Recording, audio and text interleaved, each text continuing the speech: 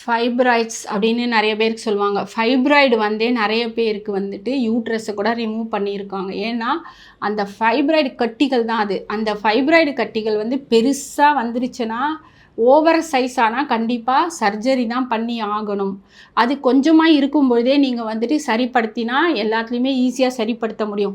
இது வந்துட்டு ஒரு யூட்ரஸோட வாலில் கூட வரும். அந்த யூட்ரஸோட வால் வந்து திக்னஸ் ஆகும், இல்லை யூட்ரஸ்க்கு வெளியே இருக்கும். அப்போ வந்து இது வந்து பிரச்சனை இருக்காது குழந்தை பெற்றுக்கிறதுல அப்படின்னு டாக்டர்லாம் சொல்லுவாங்க. ஸோ அதனால் இந்த ஃபைப்ராய்ட்ஸ் வந்து ஏன் வருதுன்னா அதுக்குமே வந்து காரணங்கள் நிறையவே இருக்குது. அது வந்து நம்ம என்னன்னு பார்க்குறதுக்கு முன்னாடி ஃபைப்ராய்ட்ஸுக்கான சிம்டம் பார்த்திங்கன்னா நிறைய பேருக்கு தெரியவே தெரியாது. மேக்ஸிமம் பார்த்திங்கன்னா ஓவர் ப்ளீடிங் இருக்கும் நிறைய பேருக்கு. ஃபைப்ராய்டு இருந்தாலே ஓவர் ப்ளீடிங். சரி, அதுதானா ஓவர் ப்ளீடிங் அப்படின்னா அதுக்கு நம்மளா ஒரு காரணத்தை ஏற்படுத்திக்க வேண்டாம். உடனே நம்ம வந்து ஸ்கேன் பண்ணி பாருங்கள். ஸ்கேன் பண்ணி பார்த்த உடனே உங்களுக்கு வந்துட்டு இதுதான் காரணம்னு தெரியும். ஃபைப்ராய்ட்ஸ் அப்படின்னா கண்டிப்பாக ஃபைப்ராய்ட்ஸு இப்போ வந்துட்டு சர்ஜரி லேப்ரோஸ்கோப்பிலேயே கூட ரிமூவ் பண்ணுறாங்க. ஆனால் என்ன பிரச்சனை அப்படின்னா ரிமூவ் பண்ணிவிட்டு ஒரு 3 மாதம் 6 மாதம் கழிச்சு மறுபடியும் அதே ஃபைப்ராய்ட்ஸ் வருது. ஸோ அப்போது நம்ம ரிமூவ் பண்ணிகிட்டே இருக்க முடியாது.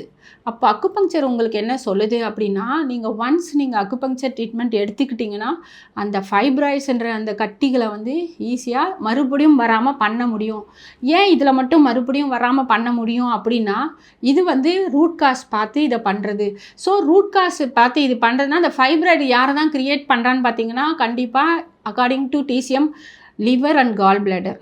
லிவர் அண்ட் கால் பிளாடரை ட்ரீட் பண்ணால் கண்டிப்பாக ஃபைப்ராய்டை நம்ம சரிப்படுத்த முடியும். நீங்கள் வந்துட்டு கண்டிப்பாக இதை வந்து நிறைய பேருக்கு இதை பண்ணிகிட்டு இருக்கோம் ஃபைப்ராய்ட்ஸ் இருக்கிறவங்களுக்கு. ஸோ இது வந்துட்டு தீர்க்க முடியாதுன்னு சொல்லிட்டு சர்ஜரியில் வந்து பண்ணுறாங்க. எப்போன்னு பார்த்தீங்கன்னா அது ஒரு சைஸ் அதிகமாக போகும் பொழுது அதை வந்து எடுத்துருவாங்க. ஸோ அது வந்து ஓகே. பட் வந்தாலும் மறுபடியும் வருது.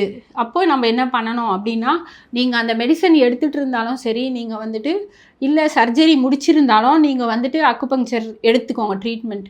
ஸோ தட் அது மறுபடியும் வராமல் அக்குபங்க்சர் பண்ணும். கண்டிப்பாக பண்ணும். 100% பண்ணும்.